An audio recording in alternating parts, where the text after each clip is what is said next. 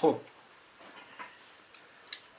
این دومین ریویوی منه، دومین نقد و بررسی منه روی خودنویس ها طبق در واقع نظر شما دوستان برای خودنویس دوم، خودنویس فابر کاستل مدل اوندوروی رزین رو انتخاب کردیم.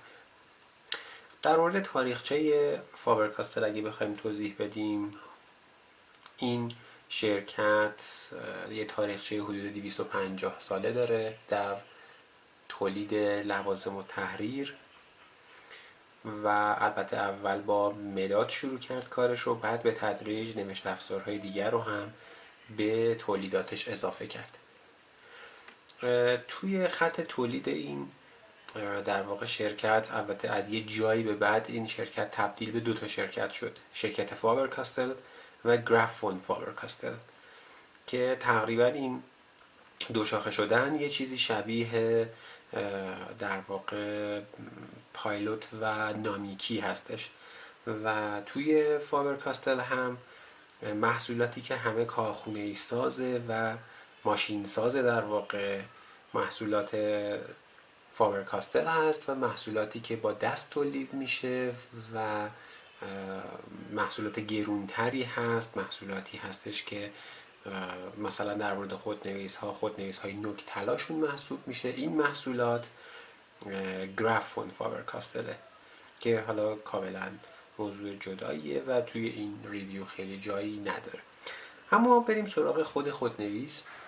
همونطور که میبینید خودنویس فابر کاستل مدل اوندورو یک طرح 6 ضلعی داره یا مقطع 6 ضلعی داره.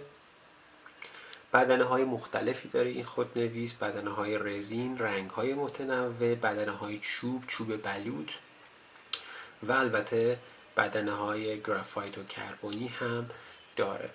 حالا این مدلی بود که من شخصا خیلی دوست داشتم، رزین رنگ نارنجی، و در واقع این مدلی بود که من شخصا هم رنگش رو دوست داشتم و هم مدلش رو. خب این خودنویس همونطور که مشخصه یک خودنویس مدرن هستش. طرحش، شکلش، اندازش، همه چیز شکل خودنویس مدرنه. این خودنویسی در استیل یا حالا روکش استیل و پلاستیکی داره ولی بسیار محکمه و مقاومه. رزین بدنه جنس بسیار خوبی داره و اصلا به نظر نمیرسه رزین ارزون قیمتی باشه. همونطور که میدونید نوک های فابر کاستل تقریبا از مدل لوم به بعد همه یه شکل تقریبا یکسانی دارن که حالا توی عکس های پیج هم وجود داره. نوک بسیار خوشگل و زیبایی داره، در این حالی که این نوک بسیار کارا و بسیار روونه. در مورد تغذیه‌اش صحبت بکنیم، این یک خودنویس در واقع دارای که یه خودنویسه که از منبع تغذیه کارتریج یا پمپ و کانورتور میتونه استفاده بکنه. روی این خودنویس به صورت استاندارد یه دونه کانورتور استاندارد فابر کاستل وجود داره، لذا شما نیازی به تهیه کردن مجزاش ندارید.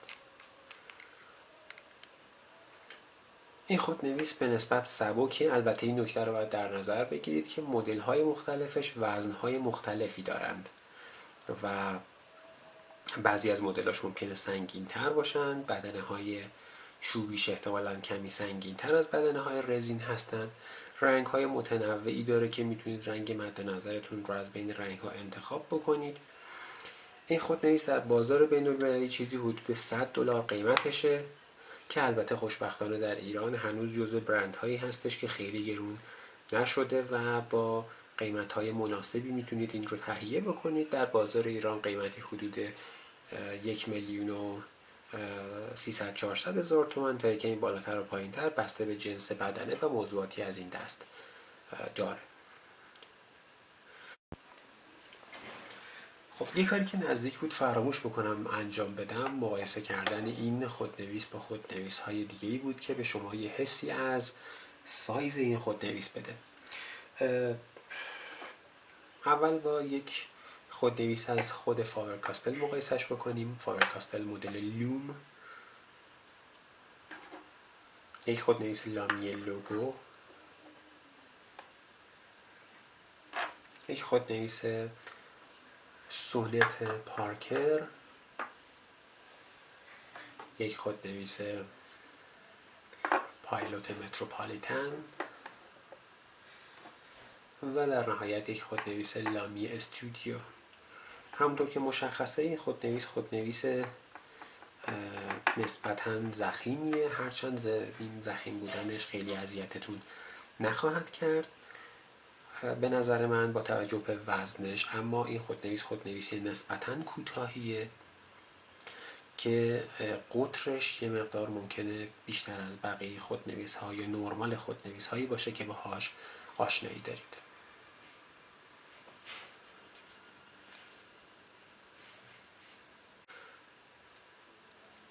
خب اگه بریم سراغ نوشتن باهاش، طبق معمول از دو تا کاغذ استانداردی که توی سری قبل هم استفاده کردیم، کاغذ رودیا و کاغذ معمولی. این کاغذها کاغذهای خیلی خوبی هستند. من به شخص خیلی علاقه‌مندم به این کاغذها. کاغذهای در واقع سم هستند، خیلی ایدئال شاید برای خودنویس نباشند، ولی واقعا به نسبت کاغذهای عادی کاغذهای خیلی خیلی خوبی هستند.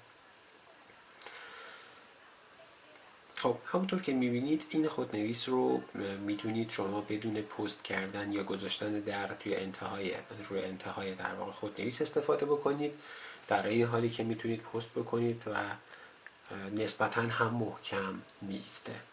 البته من شخصا خیلی دوست ندارم که خودنویس ها رو دربشون رو انتها بذارم یا پست کنم، چون به نظرم خیلی سنگین میشه و وزن خودنویس ها به عقب متمایل میشه. معمولا من مدل نوشتار شخصیم به این شکل هست که این رو خارج میکنم. یه نکته خیلی جالب که در مورد این خودنویس های اوندورو توجه باید بهش بکنید اینه که به خاطر این شکل 6 زلیش اگر روی زمین قرار بگیره برخلاف بیشتر خودنویس ها قل نمیخوره و از روی میز نمیفته و این خب یک ویژگی خیلی خوبی هست.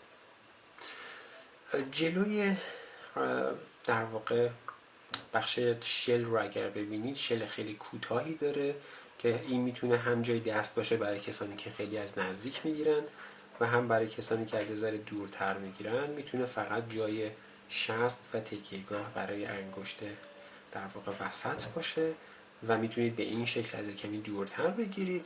اگر خیلی دورتر افرادی باشید که خیلی دورتر میگیرید ممکنه کمی براتون جالب نباشه. من شخصا با این استیل گرفتن روی این خودنویس خیلی راحتم و این جزء خودنویس های خوش دست هست به نظرم و وزن مناسبی هم داره، خصوصا برای نوشتن های طولانی، برای دانشجوها، برای در واقع کسانی که کارشون نوشتن هست میتونه خیلی خودنویس مناسبی باشه. خب بریم سراغ یک نمونه نوشتن تا ببینیم چطوری می نویسه. بذارید ببینم میتونم این روی کمی بیشتر زومش بکنم روی کاغذ. بله. خب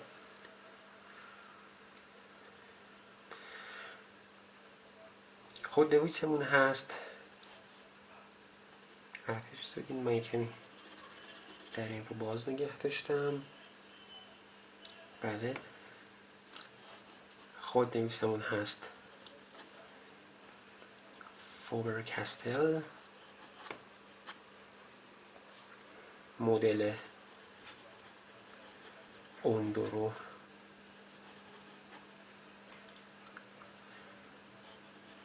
رزین و البته همونطور که مشخصه رنگش نارنجیه. جوهری که توش استفاده کردم جوهر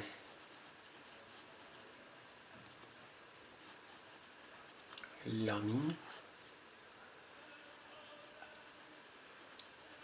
رنگ نارنجی هستش که خب به رنگ بدن هم میخوره و مچ خیلی خوبیه براش. همونطور که میبینید خودنویس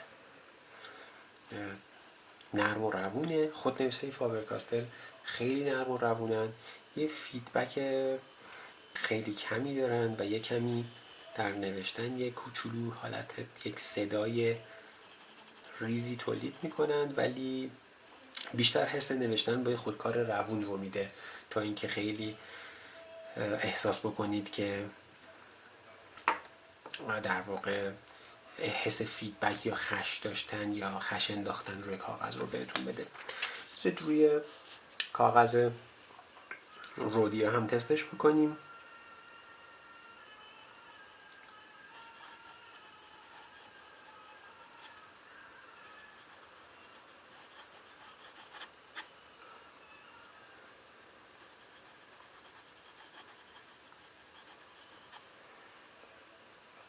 اگه بخوایم یک کوتی هم بنویسیم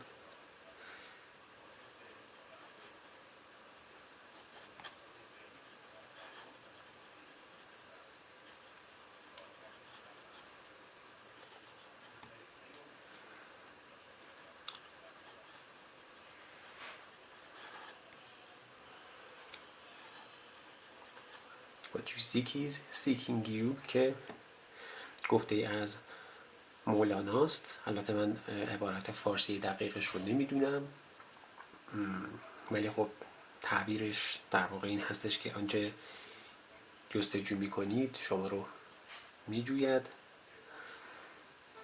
اگر عبارت دقیقش رو از خود در واقع متن مثنوی دوستان بدونن خوشحال میشم به منم بگن. این خودنویس نوشتار خیلی خیسی نداره و یه مقداری شاید حتی خشک می‌نویسه.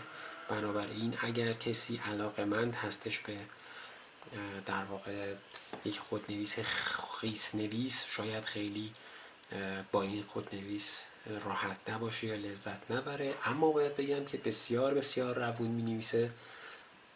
همونطور که گفتم نوک بسیار زیبایی داره و نکته خیلی مهمی که باید بهش توجه بکنید اینه که خودنویس های فابر کاستل که در واقع کارخونه ساز هستند تقریبا تمامشون همین نوک رو دارن. بنابراین شما اگر از نوشتار یکیشون خوشتون بیاد همه رو دوست خواهید داشت و اگر از یکی خوشتون نیاد احتمالا از هیچ کدوم لذت نخواهید برد، حداقل از زاویه نوشتن. در مجموع این خودنویس خوبی هستش. به عنوان یک خودنویس $100 با توجه به اینکه شکل مدرن و ساده‌ای داره به نظرم یه مقدار قیمتش گرونه. توی ایران هنوز قیمتش به نظرم مناسبه.